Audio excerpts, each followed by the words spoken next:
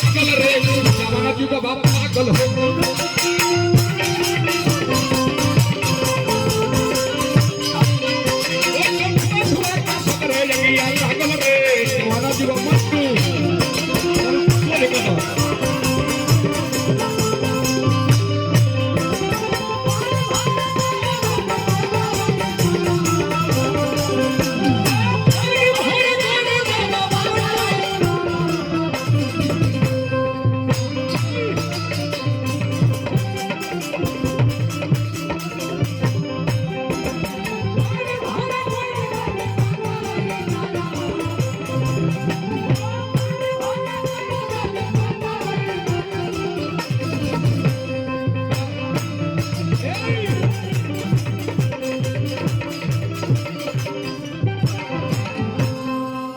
हमारा देश में त्रेता में सब प्रमाण मिलता कि भगवान कृष्ण माखन चोरा के खाए। आखिर चोरी काहे कैले? देहाती तू बताओ चोरी काहे कैले? जैसे हीरा के चोरी सन खीरा के चोर भगवान हो के चोरी काहे कैले? यही चलते चोरी कैले कि सोचले के दिन कलयुग आएगा तो कलयुग में लोग सोचेंगे कि दूध मलाई माखन में क्या गुण है कि भगवान परम परमेश्वर भी चोरी करके खाए।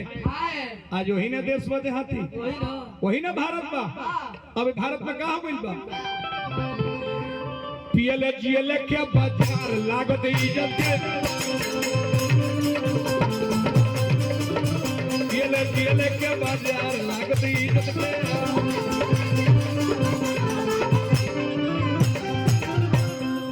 के करा से कही हम लौकत नहीं खेल के कहेला तारा ले कही ना तू तो देखत कर के कैसे लौंडा बनब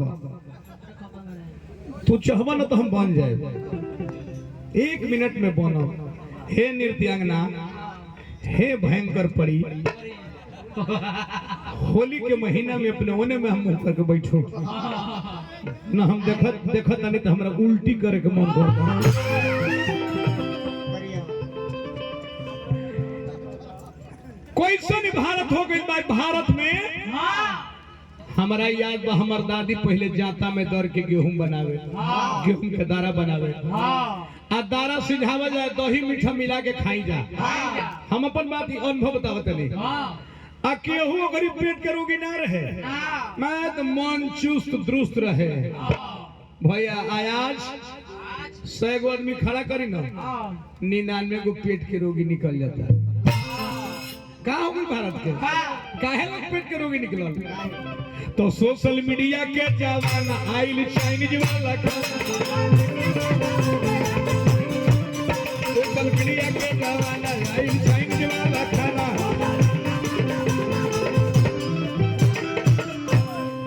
आहिरे दादा के करा के कहिए काका गुरु के महत्व सबसे पवित्र हो। जहां से भविष्य के निर्माण होला जहां अंधकार से प्रकाश की ओर लोग चलेला। 60 बरस के वो गुरु जी हमारे देश के इगी दुगी नहीं खान गिरनी बुतपून कर नाम बा आ 16 बरस के चेली के पढ़ावत रहले आ चेलिनिया के लेके भाग के शादी कर ले। हे बतावा का हो गए भारत के? हे हरिवंश राय बच्चन रउए विचार करब कि का हमरा भारत के हो गए तक कौन लगे दीवाना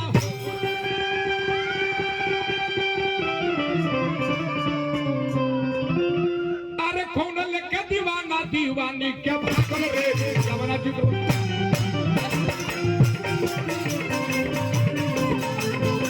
कौन लगे दीवाना दीवानी क्या भागल रे जमाना जुगा बाबा पागल हो गइले।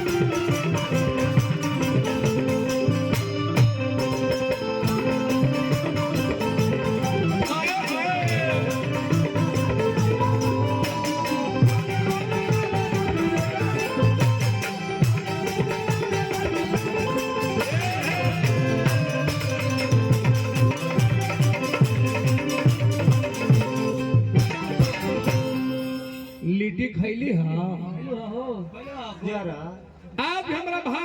संस्कृति में देखो भोजपुर में देखो तनी हमनी के कौनो जात होखी केकरो लइका होखी सुबह सुबह केकरो द्वार पर चल जाए आ इन्हीं के पूछत कि का नाम बालो कहां से आइल बनी आई दुगो बतासा ली पानी पी आई ना दुगो ठेकुआ खाए एक काम करी ना दुगो केरा ले लिए कम से कम पानी पी ये हमारे भारत के संस्कृति रहल आज कैसन भारत की संस्कृति हो गई है भैया द्वापर में एगो द्रौपदी विचार करी हमारे बात पर एगो द्रौपदी और एगो दुशासन आ दुशासन द्रौपदी के सारी सभा में खींचे लागल कि एकरा के समाज में हम लंगटे करो हाय रे भारत के धरती भगवान कृष्ण आके अबला कितना इज्जत बचौनी इतना सारी बढ़ौनी नु कि दुशासन खिचत खिचत बेहोश होके गिर गईला नारी उघार ना वो दिन ना बुझाल कि नारी पीछे सारी हो कि सारी पीछे नारी हो आज वही भारत में देहाती आज वही भारत में 7 बरस के लड़की से सामूहिक बलात्कार होके लागल गैंग रेप लोग करे लागल आ गैंग रेप करके जान से मार देता लोग धरती में गाड़ देता लोग आगी में जार देता लोग आ एको भगवान नहीं खन एको राम नहीं को कृष्ण अवतार काहे बोली काहे नहीं खनावत हे हरिवंश राय बचन ले बीतब तू ढेर लोग के ऐसे कहे के बात कि देखो बलात्कार के हो देखो बलात्कार का सगरे जियरा जागल रे जवाना जुगवा पागल हो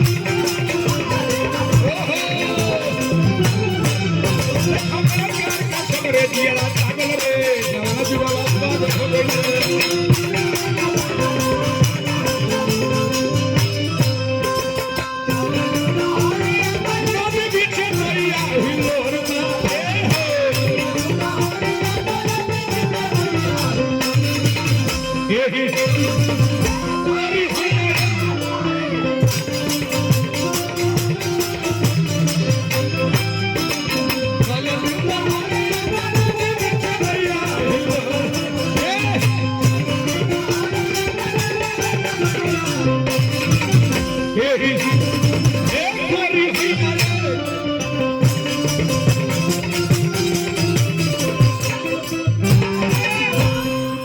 देहाती आज के करा कि हम कहीं नाम धरला पर देशद्रोही में केस हो जाता है के कर धरी ना कोमली ओढ़ले सौ से का हर चले अब नहीं थे ई हर चली कैसे एगो बैल है एगो पाड़ा ई हर चली कैसे एगो बैल है एगो पाड़ा एगो बैठल बात एगो नाधा गिरा के खाड़ा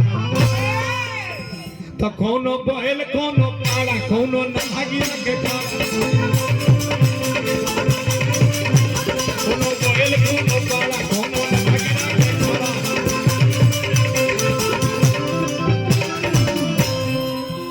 तो हमनियों को नहीं खींचे बाचल लोही में लागल बा जो के संग घुन पिसई न जाता हां बाचल सुदर्शन ना हो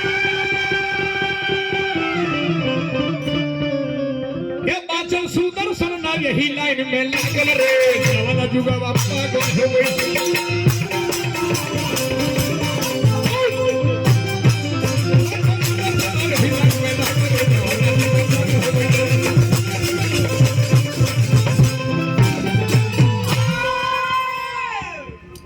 तो हमनी के लोग व्यास कहला व्यास सही जना